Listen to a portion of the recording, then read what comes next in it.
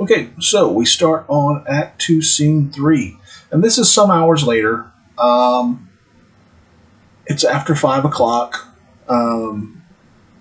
Probably closer to the 11 o'clock that was mentioned by the town crier. And Othello, Desdemona, and Cassio are coming from dinner. They've had dinner together. All right, and it begins. Good Michael, look you to the guard tonight. Let's teach ourselves the honorable stop, not to outsport discretion. Iago hath discretion what to do, but notwithstanding, with my personal eye will I look to it. Iago is most honest. Michael, good night. Tomorrow, with your earliest, let me have speech with you. Come, my dear love. The purchase made, the fruits are to ensue. That's profits yet to come between me and you. Good night. So this is them finally going off to have their wedding night. They're going their separate ways after dinner. And Othello says, Michael, look in on the guards tonight. Keep an eye on them. Teach them that honorable stop. Don't let them get too out of hand and party too hard. Cassio says, Iago's with them now. He'll keep an eye on them, but I will check on them myself later. And Othello says, Iago is most honest. All right. Again, Iago's just got everybody snowed. No one knows what he is. He tells Cassio, good night. Soon as you can tomorrow morning, come and see me. We have to talk about some stuff. And to Desdemona, he says, the purchase made, the fruits are to ensue, that profit's yet to come between me and you. They finally celebrated their wedding. They've had this dinner and party to celebrate their wedding, but now it's time to consummate the wedding. They've been married for, probably, like I said, 7 to 10 days at this point, but they've not consummated the marriage yet. And according to the time period, until that was done, you really weren't married. So they're going to have their wedding night. All right? And as they're leaving and Cassio's about to leave, Iago comes in. Welcome, Iago. We must to the watch. Not this hour, Lieutenant. 'Tis not yet 10 of the clock. Our general cast us thus early for the love of his Desdemona, who let us not therefore blame. He hath not yet made wanton the night with her, and she is sport for Jove. She's a most exquisite lady, and I'll warn her full of game. Indeed, she's a most fresh and delicate creature. What an eye she has! Methinks it sounds a parley to provocation. An inviting eye, and yet methinks right modest. And when she speaks, is it not an alarm to love? She is indeed perfection. Well, happiness to their sheets. Come, Lieutenant.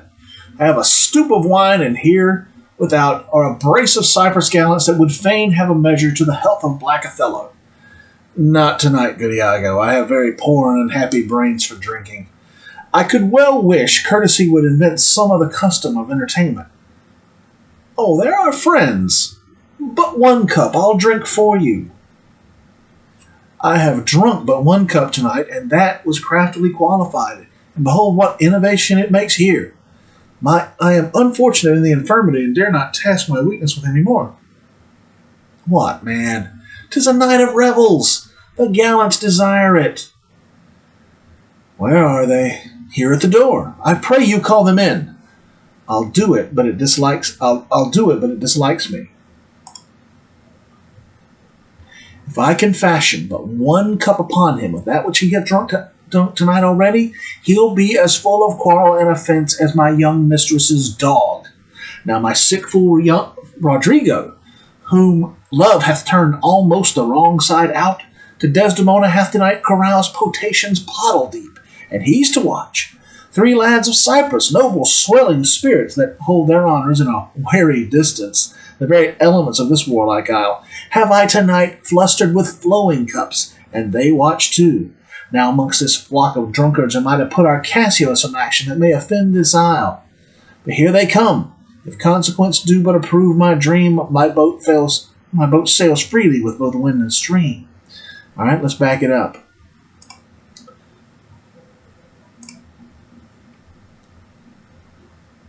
Okay. All right, Iago's interested. As Cassio's about to go, Iago comes in. He's got a bottle of wine, a stoop of wine, a jug of wine with him. And Cassio says, Iago, let's just go ahead and go on duty. And Iago's like, not yet, Lieutenant. It's not even 10 o'clock yet. General Othello cut us loose because, well, Desdemona, and who can blame him for that? Iago seems to be trying to get, I don't know, some sort of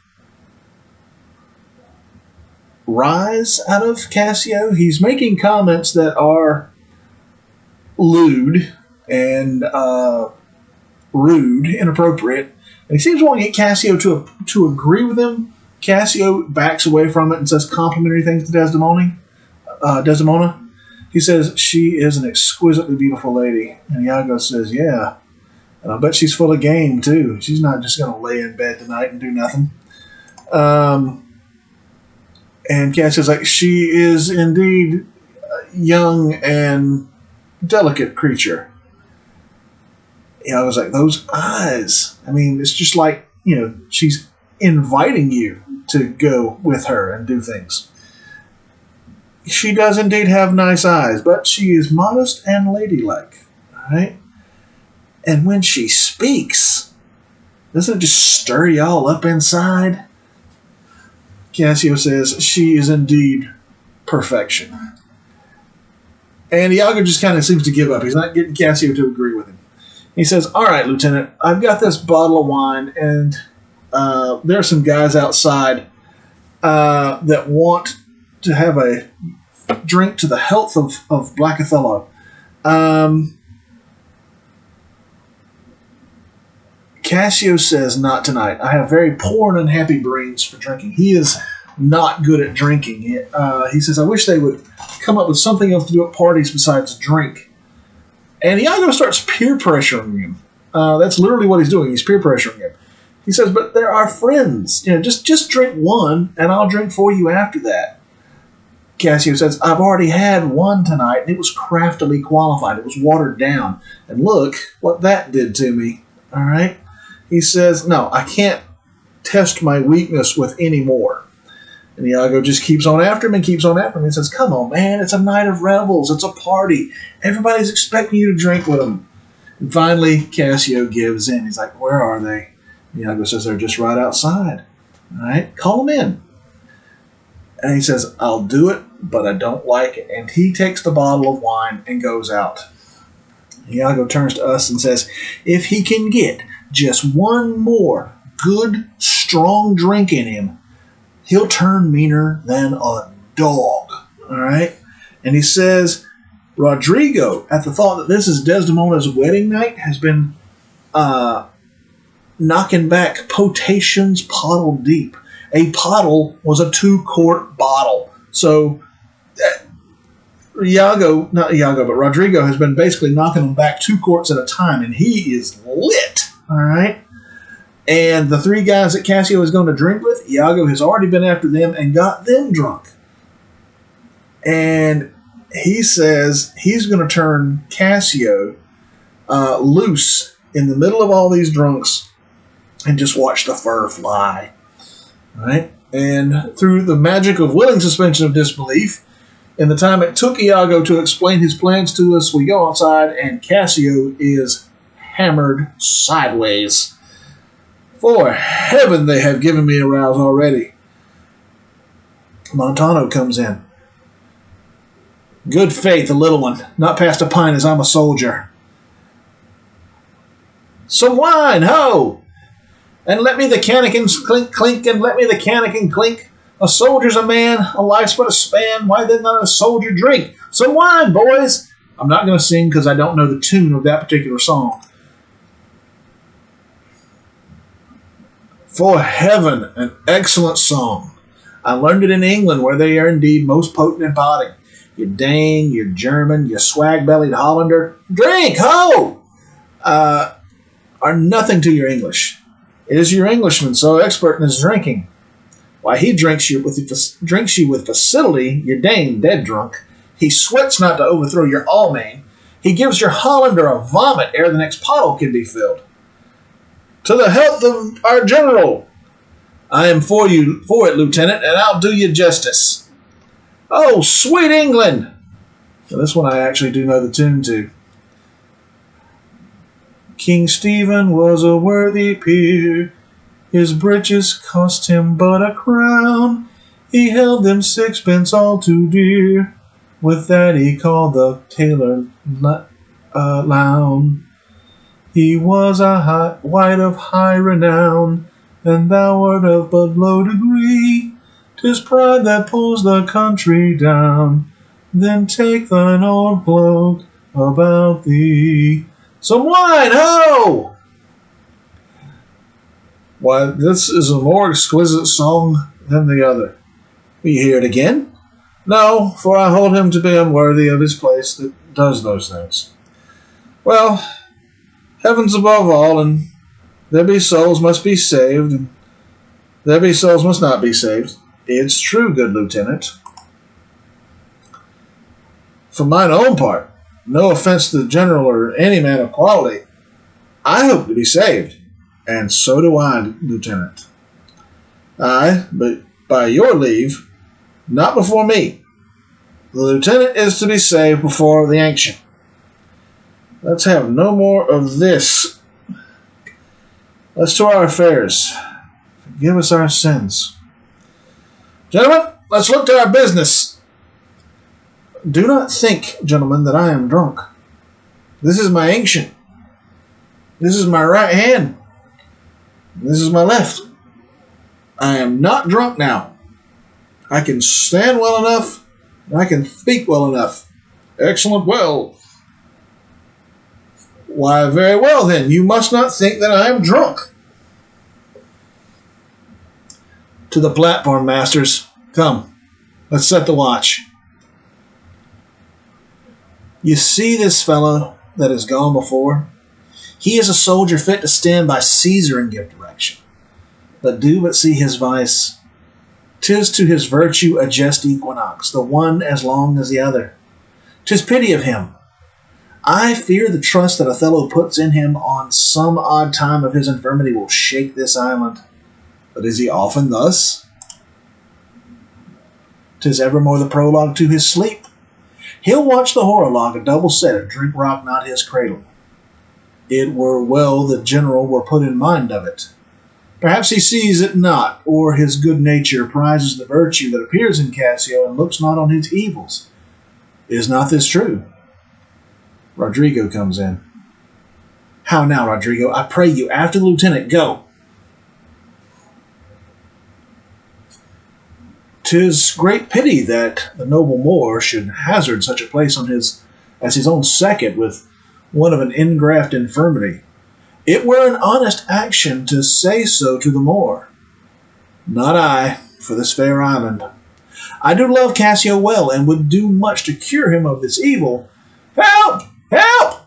But hark, what noise? All right. Cassio comes in chasing Rodrigo. Zounds, you rogue, you rascal! What is the matter, Lieutenant? A knave, teach me my duty? I'll beat the knave into a twig and bottle. Beat me! Dost thou prate, rogue? All right. Nay, good lieutenant, I pray you, sir, hold your hand.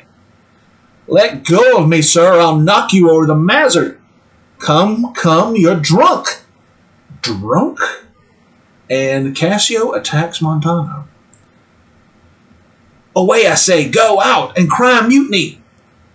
Nay, good lieutenant, alas, gentlemen, help, ho! Lieutenant, sir, Montano, help, masters, here's a goodly watch indeed. The alarm bell goes off. Who's that which rings a bell? Diablo, ho! The town will rise. Fie, lieutenant. You'll be ashamed forever. All right, Othello comes in. All right, let's back it up. Oops. I hope I didn't mess up. Okay, good. So take it all the way back to the beginning of Cassio's drunkenness. All right. Like I said, through the magical will and suspension of disbelief, we get outside and Cassio is just plastered. By heaven, they've already given me a rouse. They've already just gotten me drunk. And Montano comes in. He says, I want just a little one, just a pint. That's all I want. He's still mindful of the fact they're going on duty in about an hour. Iago is going around with a jug in each hand, constantly filling everybody's cups up, constantly calling out for more wine. Some wine, oh! And he's singing, drinking songs, keeping everybody's spirits up, the life of the party. Cassio is just like, that was a good song. I really like that song. And Iago says, I learned in England where they have the best drinkers in the world. Of course, Shakespeare's going to say the English are the best drinkers in the world. That's his audience. And he says, the English will drink a Dane under the table. He'll drink a German to the point of passing out under the table. He'll drink a Dutchman to the point where he's ready to vomit, and the English are still ready to go. Cassio raises a toast to the health of Othello. Montano matches him, and they clink their cups, and they chug, and Cassio wins. All right, and he sings more, the King Stephen song. You see a translation of it here. King Stephen was a good king, and his pants were very cheap. But he thought his tailor overcharged him, so he called him a peasant. And that was a man of noble rank, much higher than you are. So be happy with your worn-out cloak, since pride is ruining the nation. I don't know the purpose of this song. But anyway, Iago is, again, calling out for more wine. And Cassio liked this song even better than the last one. I was like, you want to hear it again? No. I'm good. We don't need to be singing any more songs. By this point, Cassio is pretty much just shattered. And he's just kind of rambling on at the mouth. And he's like, God's in charge. And some of us are going to get to go to heaven and some of us are not. And Iago's just humoring him. And he says, that's true, Lieutenant. That's very true. And he says, for my part, I'm going to go to heaven. I'm going to get saved. And Lieutenant says, I hope to as well. And he's like, okay, that's fine, but not before me because I outrank you and I get to go first. And he's like, okay, no more of this. He picks his cup up and he sets it aside. And he tells the guys, all right, let's be about our business. Let's go to our positions on the watch. And when he tries to stand up, he just about falls. He's that drunk to where standing is difficult. And he grabs out, and Iago grabs him under the arm and holds him up. And the guys see him, and they snicker at him, and they laugh a little bit. And he says, all right, you must not think that I am drunk. I can stand well enough, and I can speak well enough. This is my ensign, my ancient. And he's got his arm wrapped around Iago. This is my right-hand man. This is my left hand.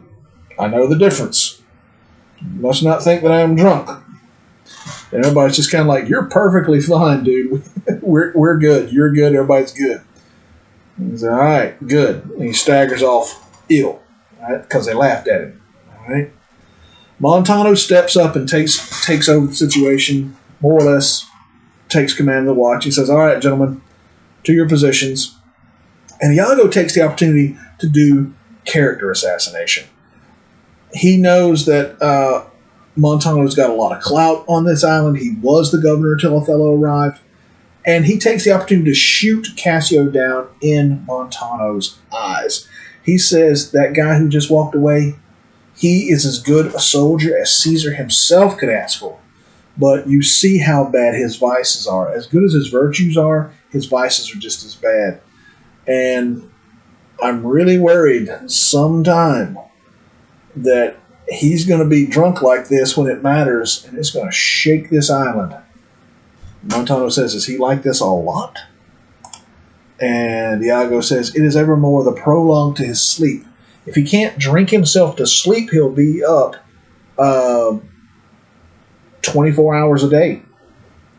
Montano says, well, if the general does not know about it, somebody needs to tell him.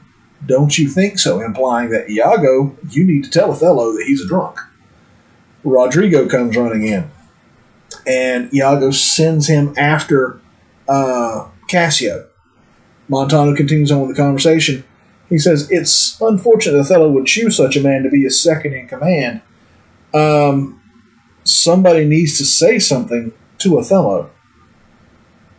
Iago says, well, it won't be me.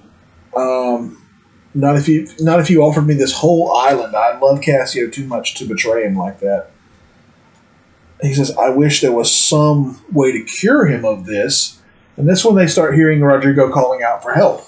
And Cassio comes in chasing him, cussing up a storm. Zounds, you rogue, you rascal. And Montano's like, Lieutenant, what's the matter? He's like, this knave, this blankety blank blank,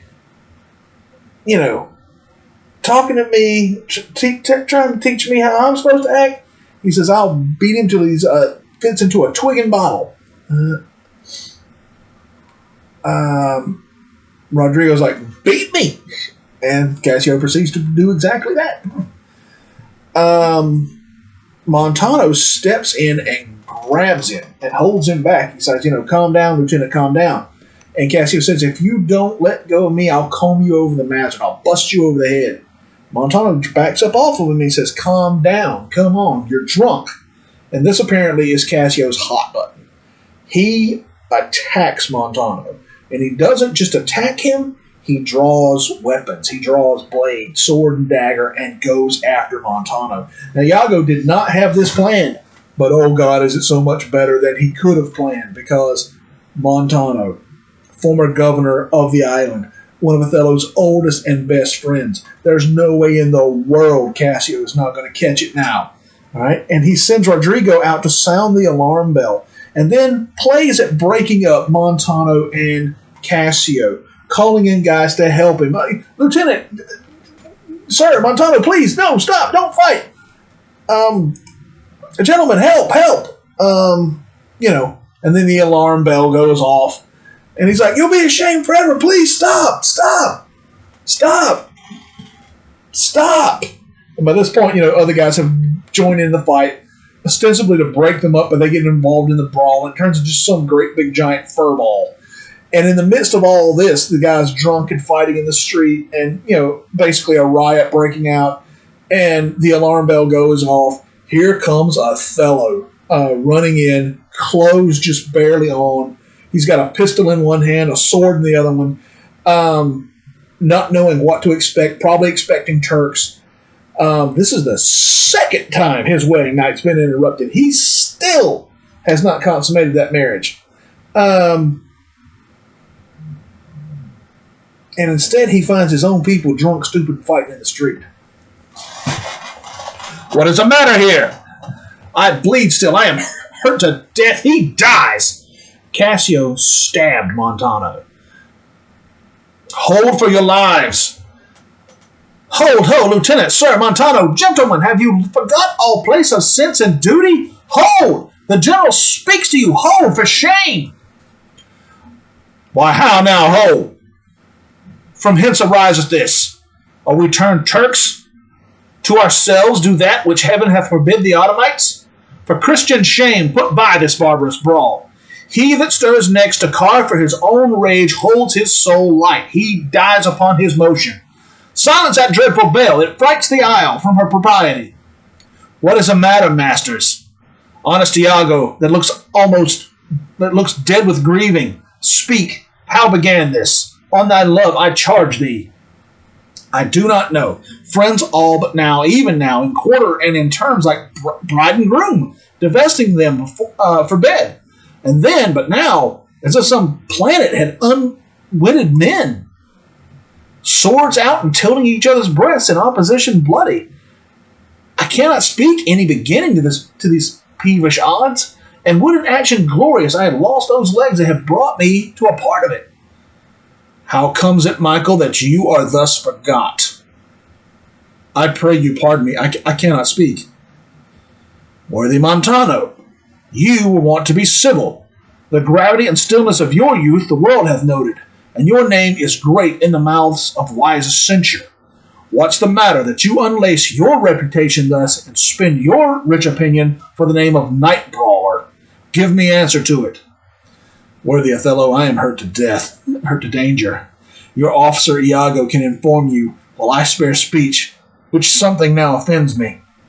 Of all that I do know, nor know I aught by me that's said or done amiss this night, unless self-charity be sometimes a vice, and to defend ourselves it be a sin when violence assails us. Now by heaven my blood begins its safer guides to rule, and passion having my best judgment coiled,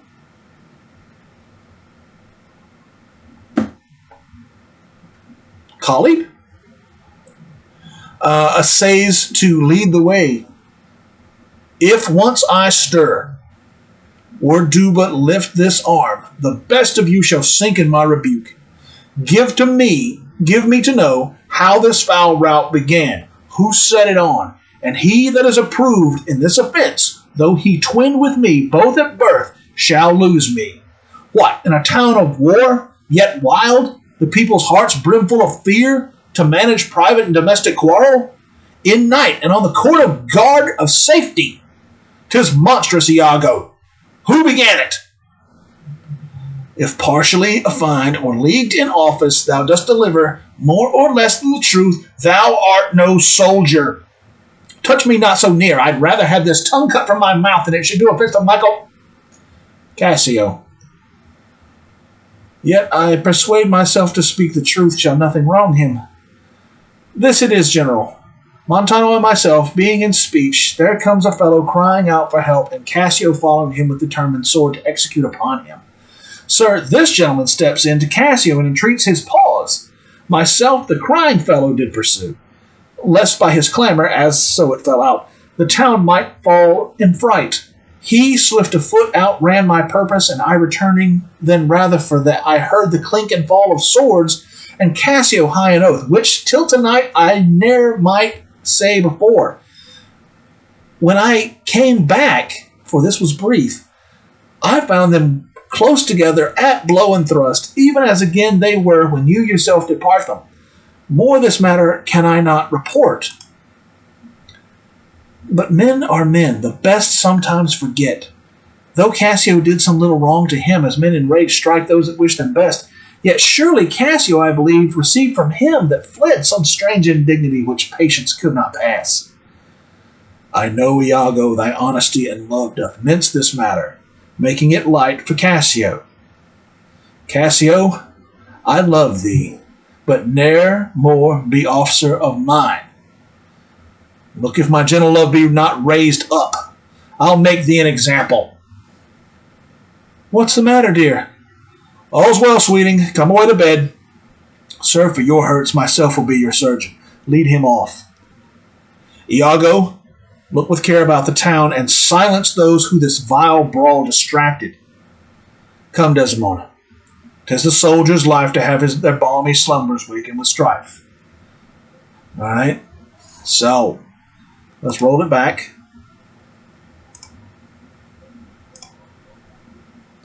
Othello comes in, and like I said, he's just barely got his clothes on. He's armed, and he comes down and sees his own people just raising hell in the middle of the street. And he's like, what is the matter? All right. Montano, he pulls Montano and Cassio apart. Montano looks down and sees where Cassio stabbed him. He says, I bleed. I'm going to kill that so-and-so.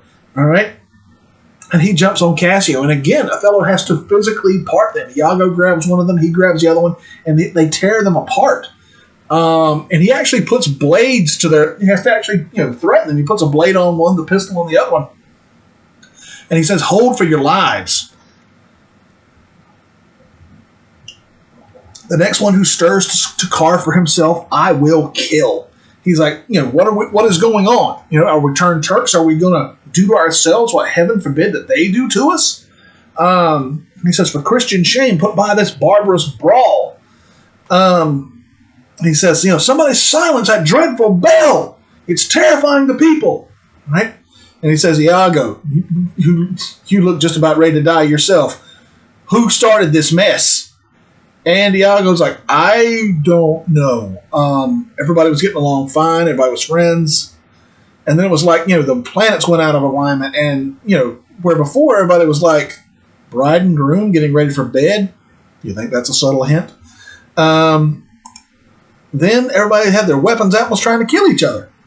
It's like, I can't speak as to what started it, but I would rather have lost my legs in battle than had to have come here and seen something like this. This does not satisfy. All three of them are not giving him a straight answer. It's like a bunch of little kids getting caught doing something they're not supposed to do. He turns to Cassio. He's like, Michael, how have you thus forgot yourself? And Cassio won't even look him in the eye. He's like, General, please forgive me. I can't speak. This really does not satisfy. He's getting madder. So he turns to Montano. He's like, Montano, you got a good reputation on this island. You are thought to be civil and a calm and collected man. How is it that you are thus out here fighting in the street, throwing your reputation away for the name of night brawler? Give me an answer. And Montano is the only one who's got a halfway decent answer. He says, Othello, I am hurt to danger. I've been stabbed. He says, I have to spare speech. Iago can tell you everything you need to know. He says, I will say this. He says, the only thing I have done wrong is to defend myself from violence. No one's giving him a straight answer, and as he puts it, his blood is starting to boil. My blood begins my safer guys to rule. He says, if somebody does not give me a straight answer now, right now, the best of you will earn my rebuke. He says, I don't care if it was my own twin brother. He'll lose me after this. He's like, what? In a town of war with the people still frightened, fearful of the prospect of combat, you guys are out here fighting in the streets to manage private and domestic quarrel? I was like, no, this is monstrous. Iago, who started this mess? And Montano looks at him and says, if you have any honor as a soldier, you have to tell what you know. And Iago acts like he didn't mean to say it. He says, cut me not so near. I'd rather have this tongue torn from my mouth than it should do against a Michael Cad. Michael Cassio. And Othello just looks at Cassio, and Cassio just looks at the ground. And Iago says, okay, I can't make the situation any worse by telling the truth. And he does tell the truth. He tells about 95% of the truth. He wraps the lie with the truth. That's what the best liars always do. He says that Montano and I were talking, and then Cassio comes in chasing this guy, cussing up a storm, which I had never heard Cassio curse before tonight. And Montano stepped in to break them up. I took after the guy that Cassio attacked. I was worried that, by his screaming, he might alarm the town, which apparently is what happened. He outran me. I came back, hearing the clink and fall of swords, and came back to find everybody with their weapons out and trying to kill each other. He says, more of this matter can I not report. He takes Othello aside, and he says, look, men are men. Guys are guys. They are stupid sometimes. The best of them forget themselves. Cassio was wrong to have attacked Montano. Not disputing that. But that guy who Cassio came in chasing, he had to have done something to Cassio. Knowing Cassio like I do, it had to be something that Cassio just couldn't let go. Othello says, look, I know you're trying to look out for your friend, but this is not something that I can let go. And he turns to Cassio and he says, I love you, but after this, you are not my lieutenant.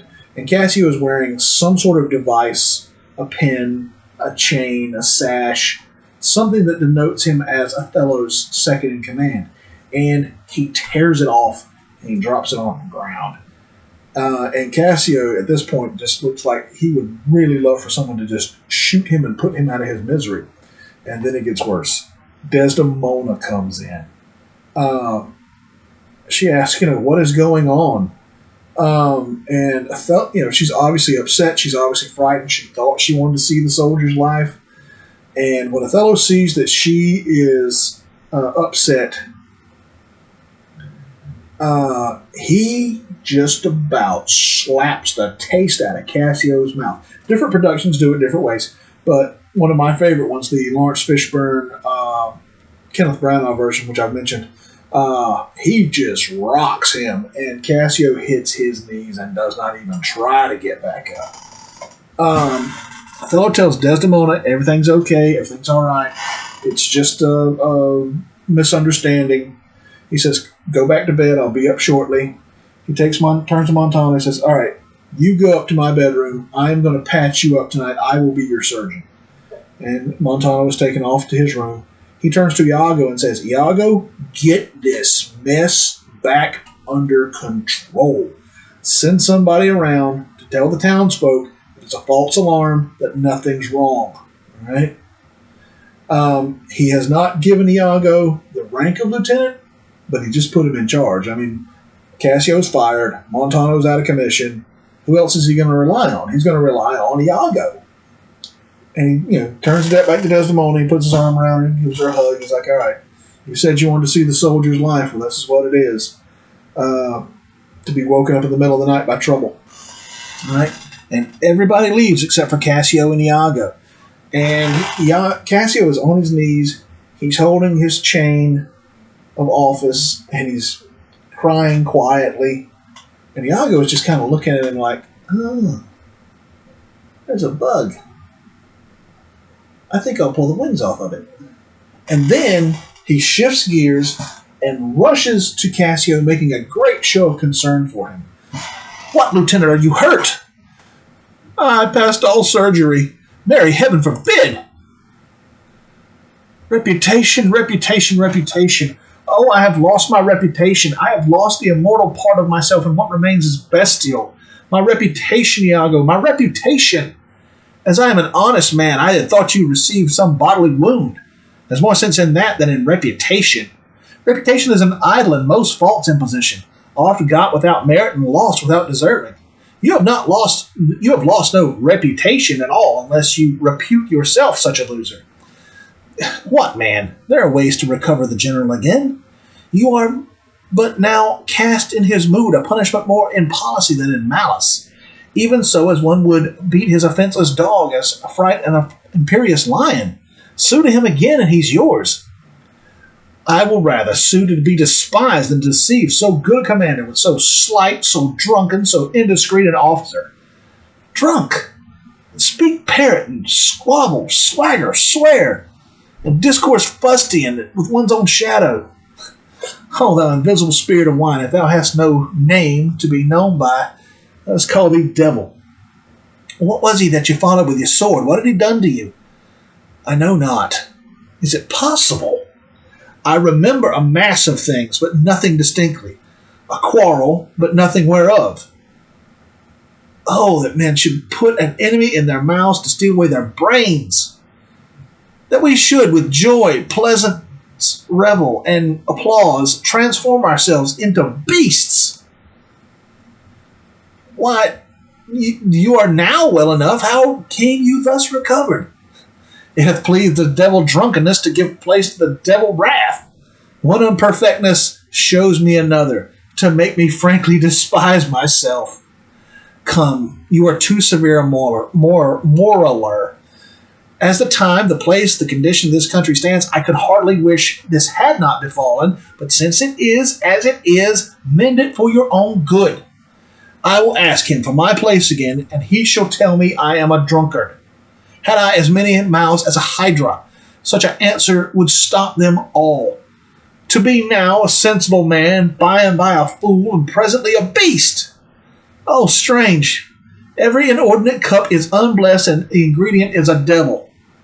Come, come, good wine is a good familiar creature, if it be well used. Exclaim no more against it. Good lieutenant, I think you think I love you. I have well approved it, sir. I am drunk. You or any man living may be drunk at a time, man. I tell you what you shall do. Our general's wife is now the general. I may say so in this respect, for that he hath devoted and given up himself to the contemplation, mark, and denotement of her parts and graces. Confess yourself freely to her, Importune her help to put you in your place again. She is of so free, so kind, so apt, so blessed a disposition, she holds it a vice in her goodness not to do more than she is requested. This broken joint between you and her husband entreat her to splinter, and my fortunes against any lay worth naming, this crack of your love shall grow stronger than it was before. You advise me well. I protest in the sincerity of love and honest kindness. I think it freely, and betimes in the morning I will beseech the virtuous Desdemona to undertake for me. I am desperate in my fortunes if they check me. You were in the right, good lieutenant. I must to the watch. Good night, honest Iago. All right, let's back it up to the beginning of that little section. Page 11. Iago rushes to Cassio. He's like, Lieutenant, are you hurt? Are you okay? And he's checking him out for wounds. And Cassio is sobbing. He says, I am hurt past all surgery. There's no help for it. And Iago's like, oh, God. And he starts checking him for, a wound. And Cassio says, my reputation, Iago, my reputation. I have lost the best part of myself, and what is left is bestial, animalistic. My reputation, Iago, my good name. And Iago's like, your what? Your I thought you were hurt. And he shoves him and punches him. He's like, there's more to be concerned about receiving a bodily wound than having lost your reputation. He's like, besides, reputation, what do you care? Most people who've got a good reputation don't deserve to have one, and most of the people who lost one didn't deserve to lose it. Hello, what just happened? And who are we talking about? He says, besides, you're not such a loser unless you decide that you're such a loser.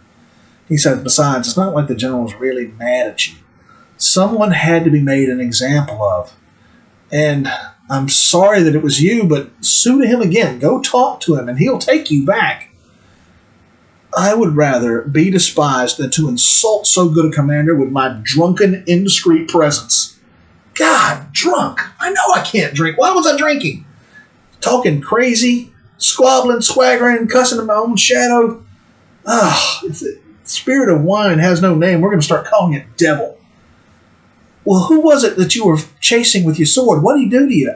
I don't know. What do you mean you don't know? I remember a whole mass of things, but nothing distinctly. I remember a quarrel, but not what it was about. God, the men should put an enemy in their mouths and transform themselves into beasts. Well, you're fine now. How are you thus recovered? The devil drunkenness gave way to the devil wrath. He got adrenalized, and it cleared his system up. He might still, not feel great later, but, for right now, he's sobered up. And Iago's like, oh, come on, you're being too hard on yourself. I wish that it had not happened here and now. But as it has happened, we got to fix it. Make it right for your own good. So what am I going to do? Ask him for my place again, and he'll call me a drunk. If I had as many mouths as a hydra, a multi-headed dragon, he could shut them all with that one word. He's like, oh, to be a sensible man and then to transform yourself into a fool and then into a beast. This is full of nothing but devil. Come on, good wine is a good familiar creature if it be not abused. All right? Don't cuss at it no more. Lieutenant, I love you, right? Yes, I know. God, how can I get drunk? I know I can't drink. Will you shut up about it? You and any other living man can be drunk at the right time. Now listen to me. This is what you got to do. Iago's always good at giving good advice. The general's wife is the general now. Desdemona is calling the shots. Go to her. Importune her help. Ask for her help. Explain to her what happened and be honest with her. Right? She is so free, kind, and of so blessed a disposition that she feels like it is her responsibility to help anyone in her reach who needs help. She will probably, without even being asked, go the extra mile. She will put a splint on this broken joint, this broken bone that is between you and her husband now, and it will grow stronger than it ever was before. And Cassio is nodding. He's like, yeah, that is good advice. And Iago protests, I'm just trying to look out for you, like a good friend should. And Cassio said, I know, I thank you, I believe you completely, I thank you freely. He says, first thing in the morning, I will go to the virtuous Desdemona and beg her to help me. I am desperate if my situation is not improved. I've got to get my job back. That's the right thing to do. All right, Lieutenant, go sleep it off. I'm going to go to the guard tower and get the watch organized. Good night, Iago. Thanks a lot. All right, and he leaves. Iago watches him go, and then he turns to us with that great big grin on his face.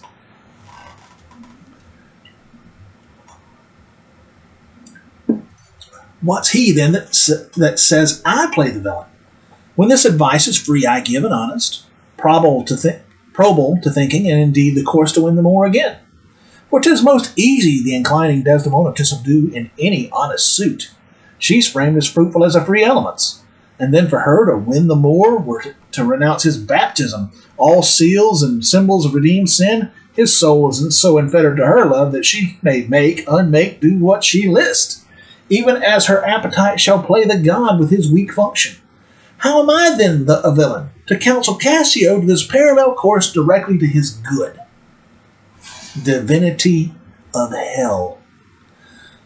When the devils will the blackest sins put on, they do suggest at first with heavenly shows, as I do now. For whilst this honest fool plies Desdemona to repair his fortunes, and she for him pleads strongly to the Moor, I'll pour this pestilence into his ear, that she repeals him for her body's lust, and by how much she strives to do him good, she shall undo her credit with the Moor. So will I turn her virtue into pitch, and out of her own goodness, make the net that shall enmesh them all. All right, roll it back. So he looks at us, he says, so, who can claim I'm the villain in all this? How am I the bad guy? I gave him free advice, good advice, advice he probably would have thought of all on his own. It was indeed the very best way to get his job back. Desdemona will undertake any honest suit. She'll help out any good cause that comes her way. He says the Moor, he loves her so much, all she's got to do is say jump, and all he'll do is say, how long do you want me to stay in the air? He'd renounce his Christianity, he'd renounce his faith just to keep her happy. He says, so how am I evil? How am I the bad guy for telling Cassio exactly how to get his job back? He says it is the divinity of hell, the religion of hell. He says when the devil wants you to commit the very worst sins, he makes it seem like a good idea. He wraps it in heavenly shows.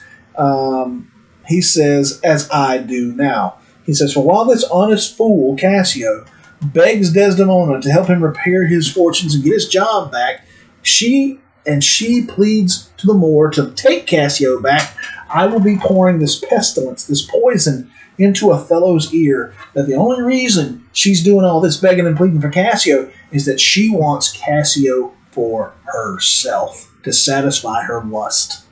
The more she tries to do Cassio good, the more she will undo her credit with the Moor. The more she tries to help Cassio, the worse she's going to make herself look in Othello's eyes, because the entire time Iago is going to be whispering in his ear, she wants Cassio. All right? The more she tries to do good, the worse she will make the situation. And Iago says, this is the net that I will use to catch them all. All right? And Rodrigo comes in. All right? How now, Rodrigo? I do follow here in the chase, not like a hound that hunts, but one that fills up the cry. My money is almost spent. I have been tonight exceedingly well cudgeled, and I think the issue will be I shall have so much experience for my pains, and so, with no money at all, and with a little more wit, return again to Venice. How poor are they that have not patience? What wound did ever heal but by degrees? Thou knowest we work by wit and not by witchcraft, and wit depends on dilatory time. Dost not go well? Cassio hath beaten thee, and Cassio, and thou by that small hurt hath cashiered Cassio. Though other things grow fair against the sun, yet fruits that blossom first will first be ripe. Content thyself a while. In troth, 'tis morning. Pleasure and action make the hours seem short. Retire thee. Go where thou art billeted. Away, I say. Thou shalt hear no more hereafter. Nay, get thee gone. Two things are to be done. My wife must move for Cassio to her mistress. I'll set her on. Myself the while to draw the more apart and bring him jump when he may Cassio find soliciting his wife. Aye, that's the way. Dull not device with coldness and delay. So Rodrigo comes limping back in. His clothes are torn. He's got a black eye and a split lip. And Iago calls out cheerfully to him, "Hey, Rodrigo, how you doing?"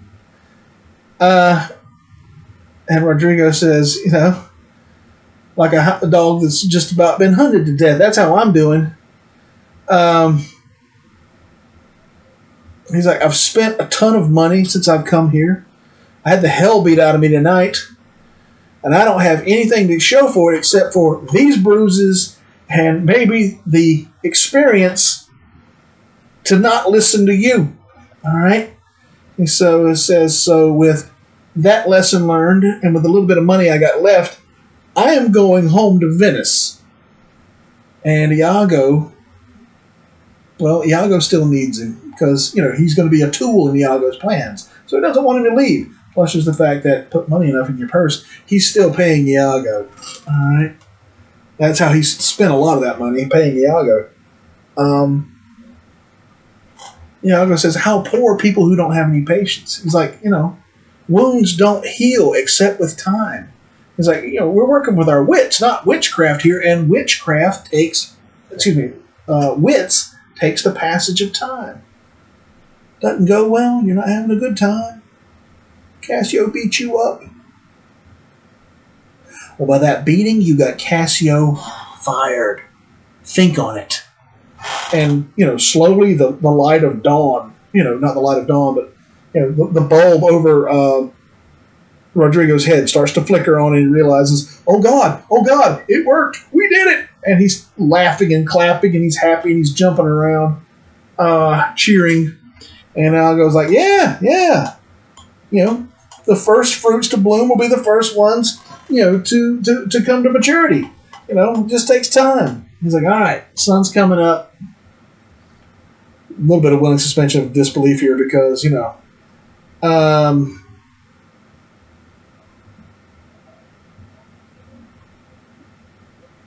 that or he means, it's past midnight now. That's probably what it is.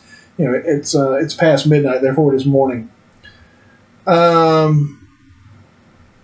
Unless, by the miracle of willing suspension of disbelief, it's, the sun's coming up now. But I choose to believe, it's sometime past midnight now with all this going on. And he tells Rodrigo, all right, time flies when you're having fun.